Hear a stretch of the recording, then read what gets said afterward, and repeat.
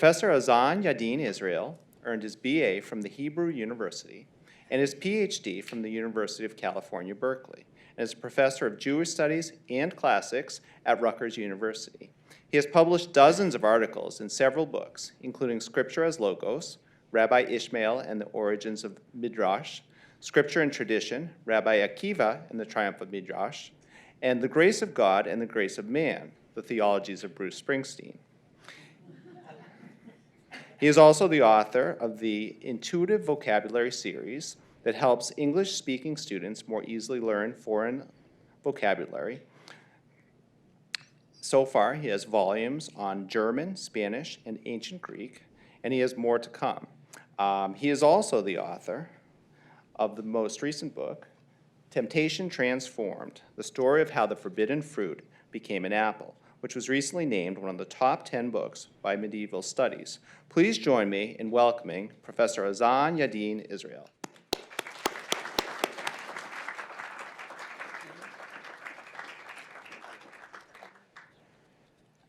Good evening, everyone. I want to start off by thanking you for the invitation and thanking Josh and Neil and, Anwar invited me, last year. So at a distance, I thank him as well. And just thank the community for running this lovely program and for including me in it.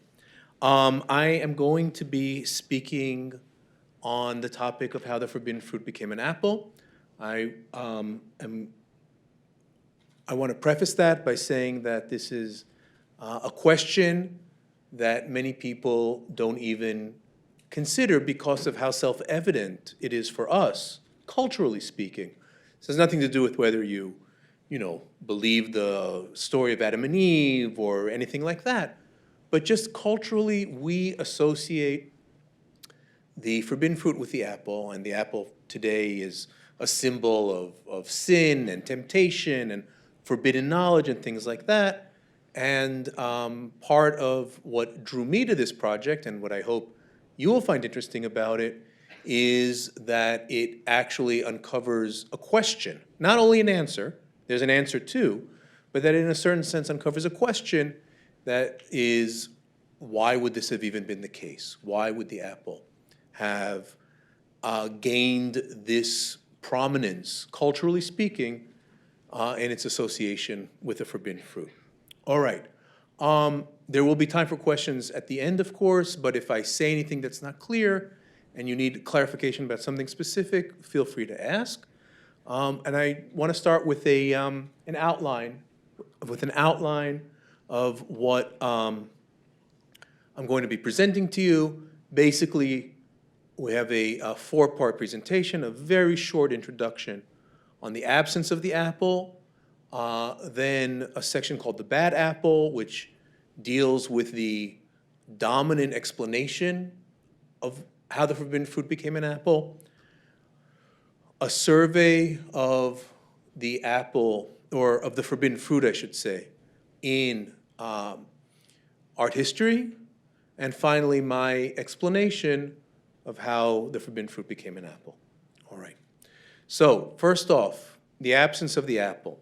This is a very short section, and it is fundamentally negative in the sense that just showing the absence, the absence of the apple rather than making any claims. The book of Genesis never mentions the apple. The forbidden fruit, the fruit of the tree of knowledge of good and evil, and that is also the language that's found in the major ancient translations. This is the Greek translation, the ancient Greek translation, the Septuagint, and kailabusa tu karpua tu ephagen, and taking of its karpos, the underlined word, is the Greek word for fruit, just a generic term for fruit. The same thing is true in the various early Latin translations. All of these translations, including the Vulgate, which is the Jerome's translation that becomes the dominant translation of Christian Europe, All of these translations use the Latin word fructus, which is simply the word for fruit. Okay. No apples there, no apples there, no apples there. The Aramaic, I cut out the Aramaic, never mind. The Aramaic translation, the Targum also doesn't have it. Early Jewish and Christian commentators similarly omit the apple. And this is interesting because now, rather than just say there's no fruit mentioned, these are authors who are proposing different potential fruit, but not the apple. So this is an early rabbinic commentary, and it collects the positions of a number of rabbis. This is from the 3rd and 4th century CE or AD. What was the forbidden fruit? Rabbi Meir says wheat. Rabbi Yehuda Bar Ilai says grapes. Rabbi Abba of Akko says the citron, the etrog. Rabbi Yosei says figs. And Rabbi Azariah, in the name of Rabbi Yehuda Bar Simon, Rabbi Azariah, in the name of Rabbi Yehuda Bar Simon, in the name of Rabbi Yoshua ben Levi, says, heaven forbid, the Holy One, blessed be He, did not reveal the tree to anyone and will not do so in the future. So we have these various positions. One person says wheat, one person says grapes, one person says figs, one person says the citron, one person says, you know what, no one knows and it's forbidden to even know what it was. The two main fruit of medieval times, the two main forbidden fruit of medieval times are both mentioned here. The fig is a very, very prominent candidate for forbidden fruitship. And that's because it is mentioned in the story of Adam and Eve. After Adam and Eve bite out of the forbidden fruit, they realize that they're naked and they cover themselves with fig leaves.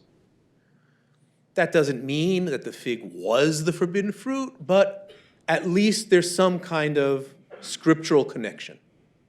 The second candidate is the grapevine, and that's largely because of the connection between the grape as the source of alcohol and alcohol as the source of sin.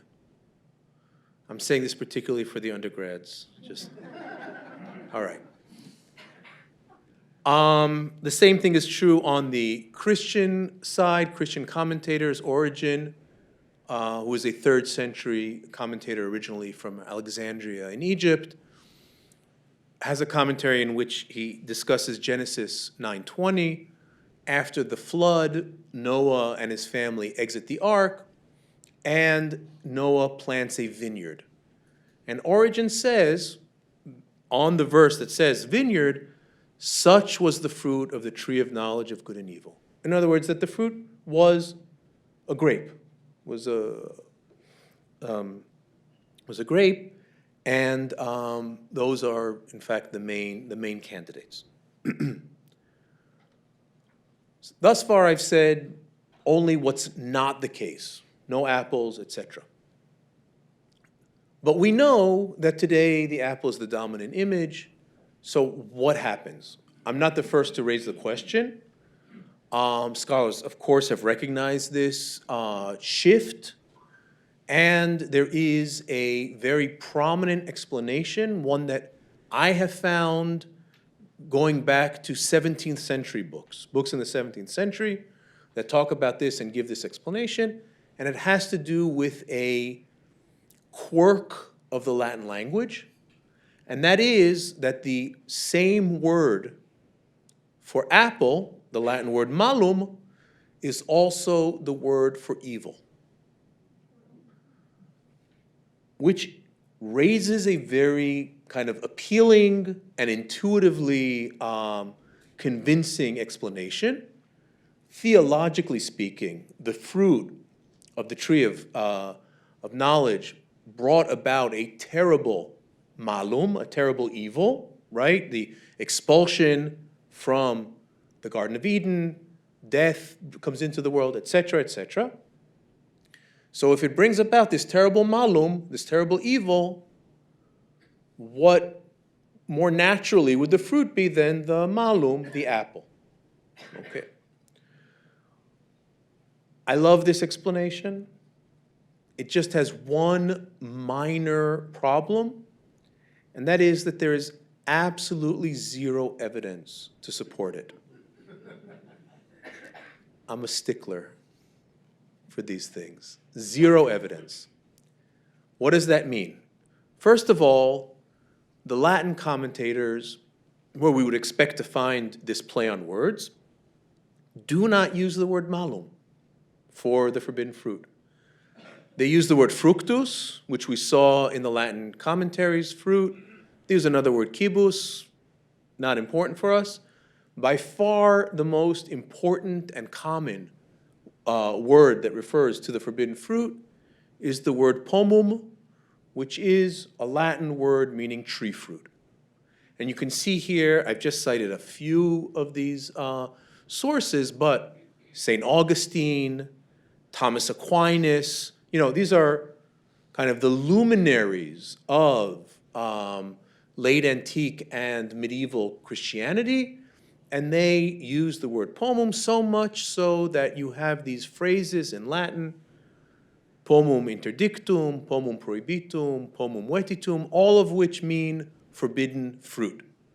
Forbidden pomum, forbidden fruit. These are just various Latin words for prohibition, for forbidden, okay? Even commentators who discuss the forbidden fruit and use the word malum, evil, do not then carry out this play on words that we're expecting to find. These are both 12th century French authors writing, but geographically French, but they're writing in Latin. The first woman who desired the forbidden fruit that contains evil. So it says, you can see that it says male continent, containing evil, but he uses the word pomum. Similarly, Alan of Lille, only by the prohibition of God was it bad, was it malum, bad or evil, to eat the fruit, pomum, after the prohibition of the Lord. Indeed, to eat the fruit, pomum, was generally good, but through the prohibition it became malum, bad. Now, why am I bringing you these Latin sources? Because if there was a play on words between malum, evil, and malum, apple, these kinds of passages are exactly where we would expect to find it. In other words, he's saying that the prohibition made it malum to eat the forbidden fruit. Well, go ahead, make the pun and say, and that's why we think this fruit was the malum, the apple. They don't do it. They don't make this argument. In fact, the greatest Christian commentators, the greatest Christian Bible scholars of the day don't even appear to know that there is an apple that might be the forbidden fruit. So this is Andrew of St. Victor, the head of the Victorine school just north of Paris, probably the most important and most knowledgeable Christian commentator of the 12th century. And he's offering a comment on, or commentary on, Genesis 3:7. They sowed fig leaves.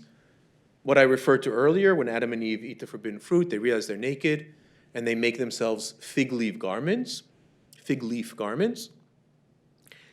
And he says, some say that the forbidden fruit was a fig, and he gives this verse.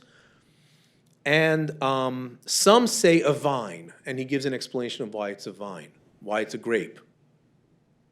He doesn't even know of a tradition that says that it's an apple. Okay? So we're actually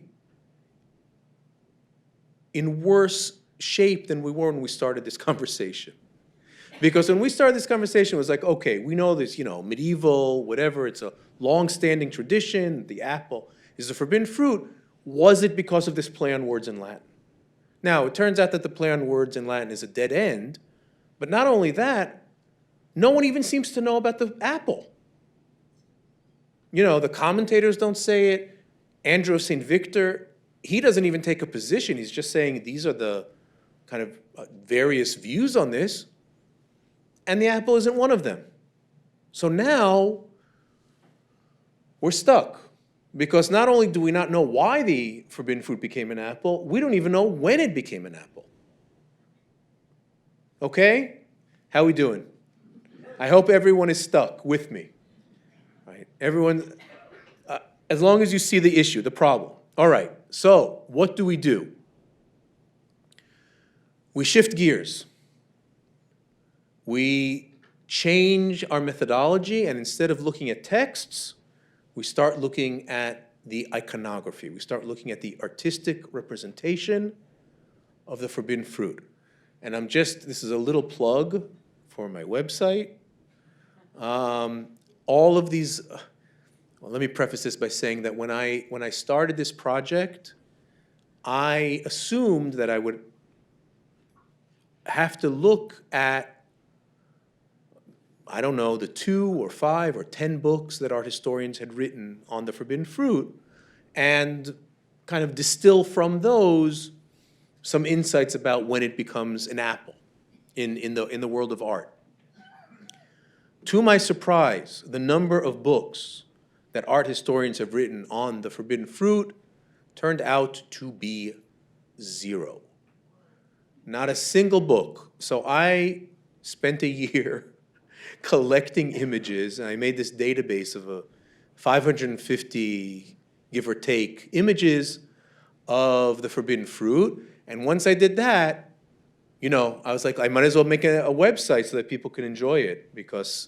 So I don't have all the images there, because some libraries have very strict rules about what they permit and what they don't permit with their images. But there are hundreds of images there, and you're welcome to look at it, treeofknowledgeart.com. I did think originally to call it forbiddenfruit.com. Turns out, forbidden fruit, there are websites about forbidden fruit. They do not have anything to do with art. I had to completely shift gears. Big mistake. All right. Let's look at the iconography. How do artists represent the fruit, the forbidden fruit? Early Christian and Carolingian art. So these are among the earliest images. These are from the catacombs of Rome, the underground burial sites in Rome. In some of these, you can actually see the fig leaf. On the image on the right, you can see those very large leaves. Luckily for me, fig leaves have very distinct shapes, very distinct morphology. In other of the images, it's not clear what the tree is. It might be a fig, it might not. But the fig is the dominant image for early Christians in Rome. Okay, the Christian community in Rome was was the richest and the most prominent early on, and therefore the one that was able to create all this art. This is another fig leaf. This is the Junius Bassus sarcophagus, a very famous and beautiful sarcophagus, a burial tomb, a burial of marble. It's a little hard to see here, but if you zoom in, you can see the fig leaves, right?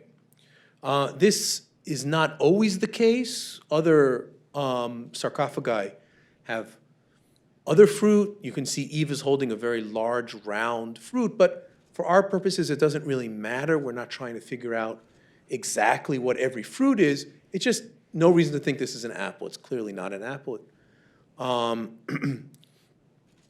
This is Carolingian. Charlemagne starts to establish centers of illustration for beautiful Bible manuscripts. These are 2 scenes. This is not 3 people, it's 2 people. There's one scene, it's kind of like a comic book. One scene is Eve picking the forbidden fruit, and you can clearly see the fig leaves. And then the second scene is Eve giving the fruit to Adam, and both of them eating of it. For our purposes, of course, the key is the fig leaves. And again, even when it's not fig leaves or a fig, it's not an apple. Whatever it is, it's not an apple.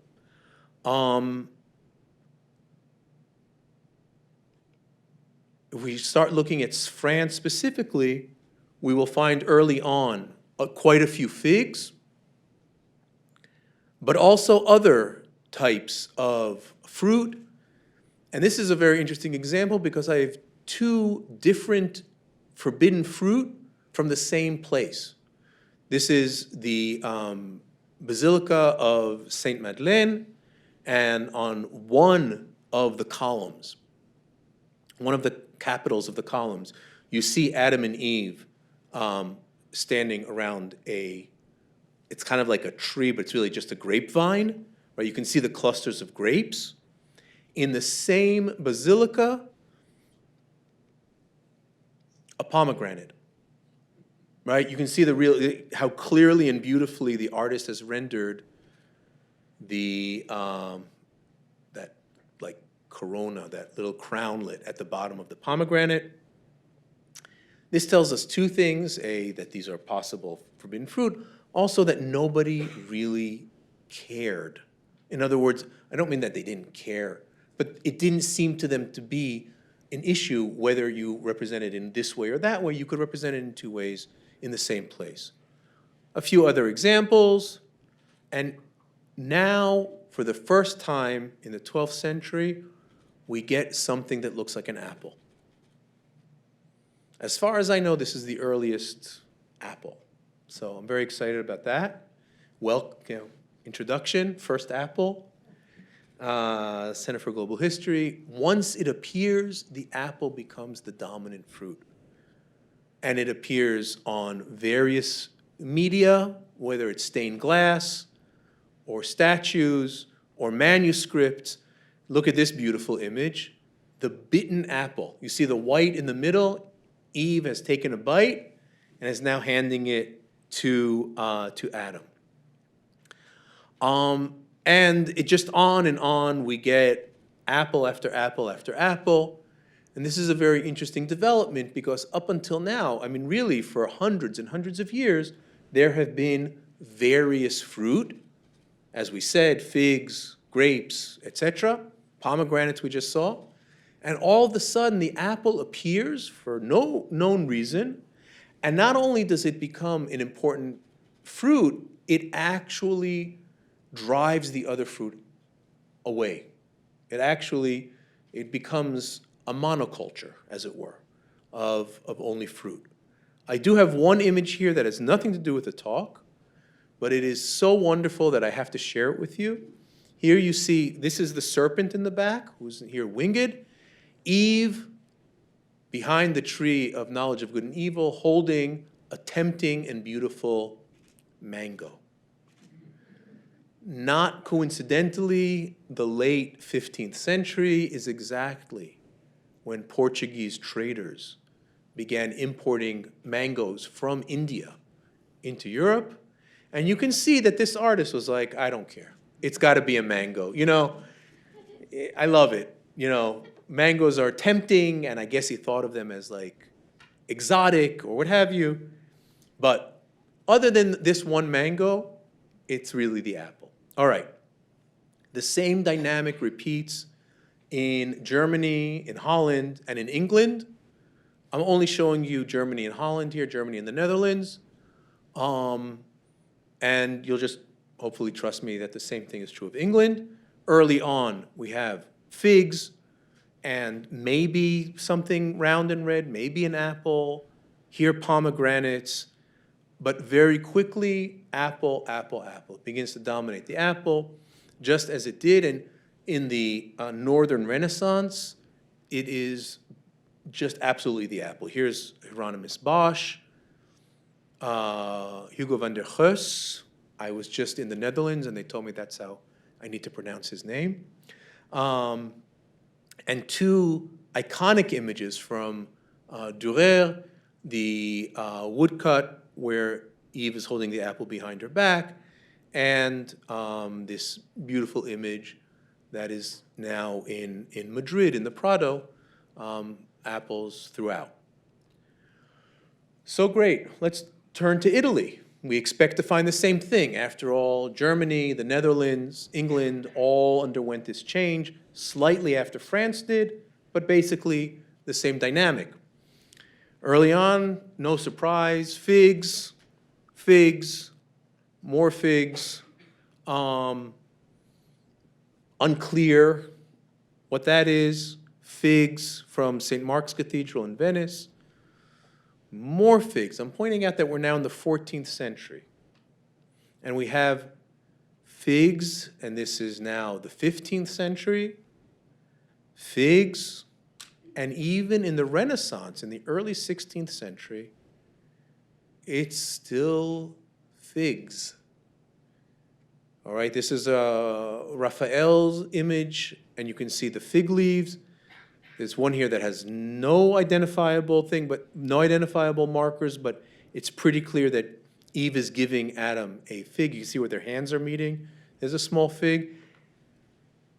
And the most famous fall of man image, the Sistine Chapel, once again figs. And we're now in the 16th century, 400 years after the apple started to become dominant in France. Italy is still representing the forbidden fruit as figs. It will not be until the middle of the 16th century that we can start looking at something like an apple tradition in Italy. And Titian, who is working in Venice, really kind of solidifies this. And you can see that the fig, this is a great image because you can see that they're picking an apple, but if you look behind Adam's head, you'll see a fig tree. Because he knows the fig leaves have to be there, right? They have to eat the forbidden fruit and immediately cover themselves. So he gives us a fig leaf right there. So, all right, let me go back one. So what do we have here? What have we gained at this point? Well, we still don't have an answer to our question, but we do have a little bit a more solid historical framework for asking our question. We're no longer saying, you know, when did the apple become the forbidden fruit? What? We're now saying, why did the apple appear in 12th century France? Why did the apple spread as a motif? The motif of the apple spread immediately to Germany and the Netherlands and England? Why did it not spread to Italy? I'll also say in parentheses, it doesn't spread to Spain either in the same way. And finally, why does the apple negate or undermine the other candidates? In other words, why do the other fruit disappear?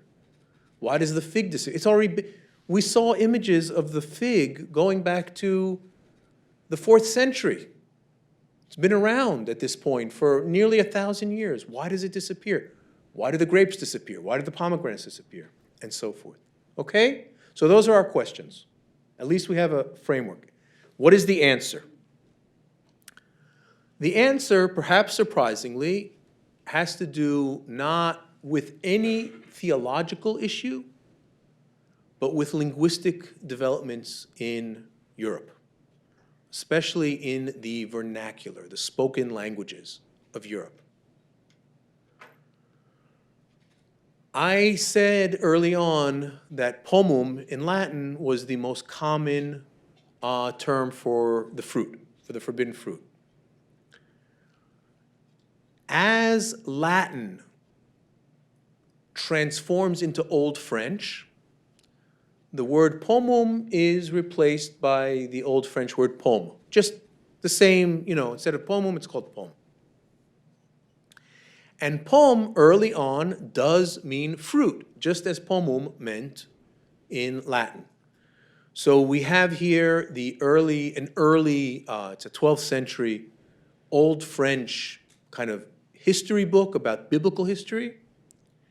And it translates this passage from Genesis chapter 1, where God says, let the earth bring forth vegetation, plants yielding seed, and fruit trees. And the Old French, which is underlined, fruit trees is trees bearing pomme, fruit. Okay? The general meaning fruit appears in other places in Old French, the Song of Songs, passages from like royal decrees, and it's also found in the terminology of fruit and vegetables. All of these terms like the pomme or pomme of the cedar refers to the cedar, obviously not an apple, to the fruit of the cedar tree. Pomme de pin is a pine cone, the pomme of the cypress, and so on and so forth. Okay? So pomum, Latin fruit, becomes Old French pomme fruit. Great. However, the Latin word for apple, which we said was malum, does not transfer into Old French. Old French does not have a word that comes from the Latin word malum, meaning apple. It does have the word for evil, mal, in French, bad, evil, and so forth. As a result, there is no Old French word for apple. At least initially, there's no Old French word for apple.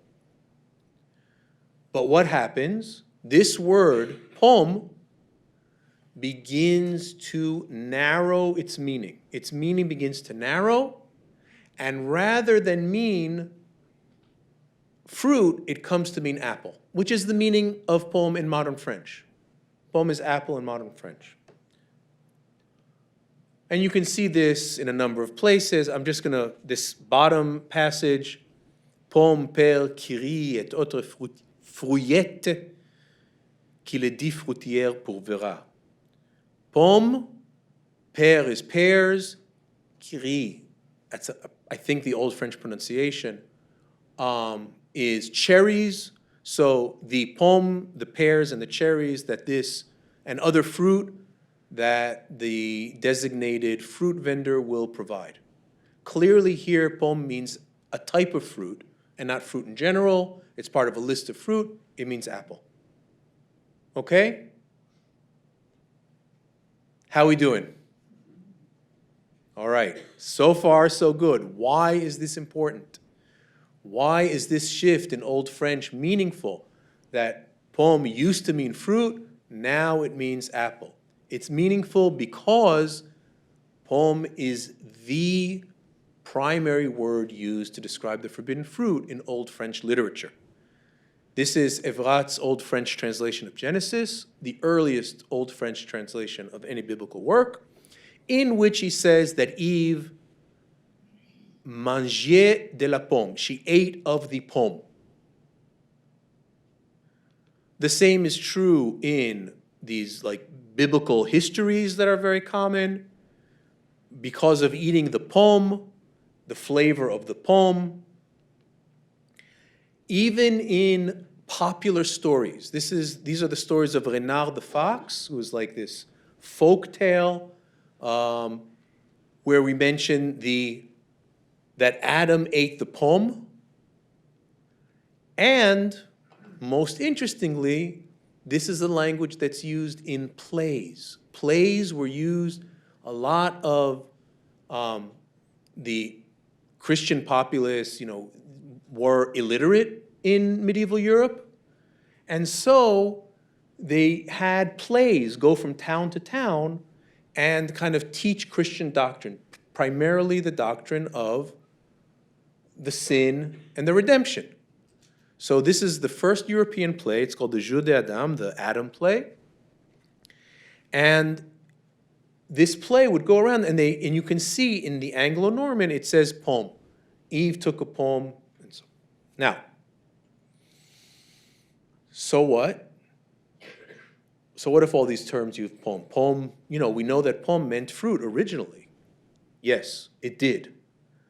But over time, we also know that it narrowed its meaning and came to mean apple, which means that these works, the translations of the Bible, the writings of the historical writings, the stories of Renard the Fox, the popular folk tales, even the plays for people who didn't read these sources but learned about them through theater, once that shift occurred, all of these sources, even though they originally meant apple, were interpreted by their audience as sorry, I just ruined my punchline. I just worked this all up, got us to, and I ruined it in one fell swoop. Let me start again. These sources, even though originally their authors meant fruit, once this shift occurred, the audience, the readers, or the audience in the plays understood it to mean apple. In other words, from a certain point on, anyone who read the book of Genesis in Old French, or anyone who heard the stories of Renard the Fox, or anyone who saw a play about the fall of man, understood in unequivocal terms that God, Scripture itself, was communicating the message that Adam and Eve sinned by eating an apple, by eating a poem. And that is precisely the moment when the apple appears in art, in iconography. In other words, you can actually juxtapose the linguistic change and the art historical or iconographic change and show that they occur at the same time. The same thing happens in German. You can see here the underlined words. This is Genesis 1:11 again. God said that the earth bring forth vegetation and fruit trees. Apfelbaum, the trees of the Apfel, the apple. Except that in early German, in Middle High German, it meant fruit. But then it underwent the same shift and it came to mean apple. It even happened in English. Apple in English originally meant fruit. Okay, so you see here the Wycliffe translation of the same verse, Genesis 1:11. God said, let the earth bring forth fruit trees. You see the underlined word, bring forth apple tree. Okay? Apple in English meant fruit. We all know that apple came to mean something else. Apples, I don't need to bring you texts from that, right? But the shift occurs in German and in English and in Dutch. And as it occurs, the art follows. The artists begin making images of the forbidden fruit as an apple. The final stage is with the invention of the printing press. The centers of printing in Europe are all in the north. Germany is the main center, but there are important centers in France, important centers in Belgium, in the Netherlands. All of these are apple territories. In other words, these are all areas that have already undergone this transition and now understand the forbidden fruit as an apple. The greatest bestseller of the early days of print was Martin Luther's translation of the Bible. And Luther was committed to making the Bible accessible to a wide range of people, including people who were illiterate. So he encouraged pictures in his Bibles, woodcuts. And this is the first image of the fall of man in any of Luther's Bibles. And of course, because this is in Germany, because it's in Germany, you have an apple. At that moment, the printing press with the images of the apple take this motif and spread it throughout Europe and beyond Europe, so that today, for us, the apple is a source of, an image of sin, seduction, forbidden knowledge, and so on and so forth, as we see here. Thank you.